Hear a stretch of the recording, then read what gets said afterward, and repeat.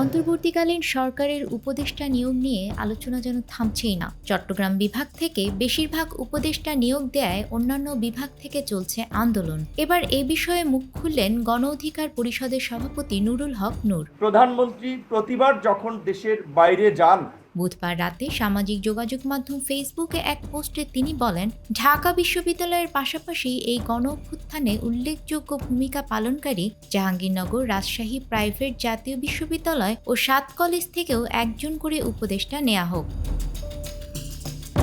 এর আগে অন্তর্বর্তী সরকারের উপদেষ্টা পরিষদে বৈষম্য হয়েছে দাবি করে বিএনপির সাবেক সংসদ সদস্য ব্যারিস্টার রুমিন ফারহানা বলেছেন, ২৪ জনের মধ্যে একটি বিভাগ থেকেই ১৩ জন। এসব বিষয় চোখে পড়ে। মঙ্গলবার এক টেলিভিশনের সম্পাদকীয় অনুষ্ঠানে এসব কথা বলেন তিনি।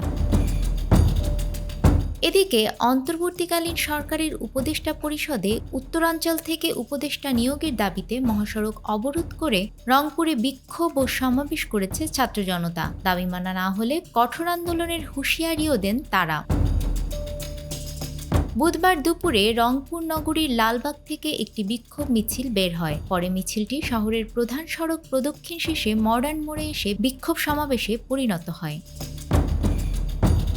এ সময় রংপুরের বৈষম্য বিরোধী আন্দোলনের প্রতিনিধি ইমরান আহমেদ বলেন, বৈষম্য বিরোধী আন্দোলনের প্রথম শহীদ বেগম রোকেয়া বিশ্ববিদ্যালয়ের শিক্ষার্থী আবু সাইদ, যার প্রাণের বিনিময়ে বিপ্লব সংগঠিত হলেও এখন সেই আবু সাইদের রংপুর বৈষম্যের শিকার। দেশের বিভিন্ন অঞ্চল থেকে উপদেষ্টা নিয়োগ দেয়া হলেও উত্তরবঙ্গ থেকে এখনও একজনকেও অন্তর্ভুক্ত করা হয়নি। বিতর্কিত কিছু মানুষকে উপদেষ্টা পরিষদে নিয়োগ দেয়া হয়েছে, তাই উত্তরবঙ্গ থেকে দ্রুত সময়ের মধ্যে উপদেষ্টা অন্তর্ভুক্তির দাবি করছি।